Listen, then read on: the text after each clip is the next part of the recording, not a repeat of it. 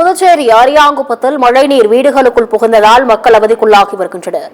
இதுகுறித்து எமது செய்தியாளர் பார்த்தசாரதி தரும் தகவல்களை கேட்கலாம்.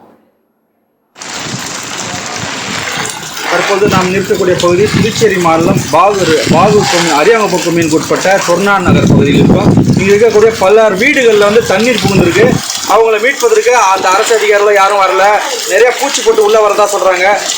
குறிப்பாக அந்த மக்களிடம் கேட்போம், எத்தனை நாளாக இந்த அவதிப்படுறாங்க, என்னென்ன வசதிகள் இல்லை அப்படிங்கிறத பற்றி கேட்போம். இங்கே தண்ணி வருஷம் இதுமாரி தான் ஆகுது. வருஷம் இது மாதிரி ரோடெல்லாம் போட்டாங்க. போட்டு கூட இங்கே தண்ணி அப்படியே இல்லை நின்று தான் இருக்குது. அதனால் இது எப்படின்னா தண்ணி ஓதங்காது உள்ளே வராது. வண்டி கிண்டி போனாலும் அது கண்ட்ரோல் கிடையாது. என்ன சொன்னாலும் கேட்க மாட்டாங்க.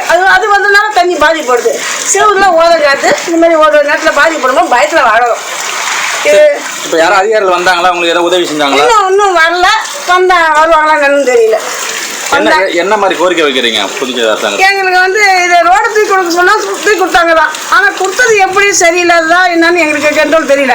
இது அப்படி மறுபடியும் அதே தான் ஆகுது. எப்படி நாங்கள் இருந்தோமோ அதே போல தான் ஆகுது. அது என்ன வழின்னு அவங்க தான் ரெடி பண்ணணும். இப்போ நீங்கள் சாப்பிட்டு எத்தனை நாள் ஆகுது? இல்லை, அறிக்கையிலேருந்து பயிர் அறிக்கையிலேருந்து 3 நாள் ஆகுது. எதை இருக்கதான் நாங்கள் சாப்பிட்டு இருக்கோம். அதுக்காக யாரும் நாங்கள் கேட்கல, யாரும் இங்கே ஒன்றும் வரல.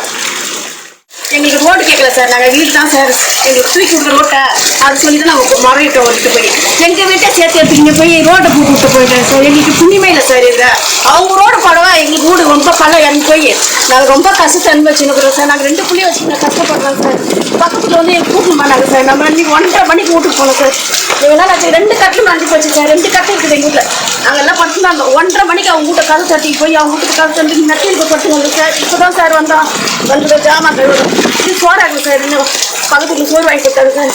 அதை தான் சார் சாப்பிட்டு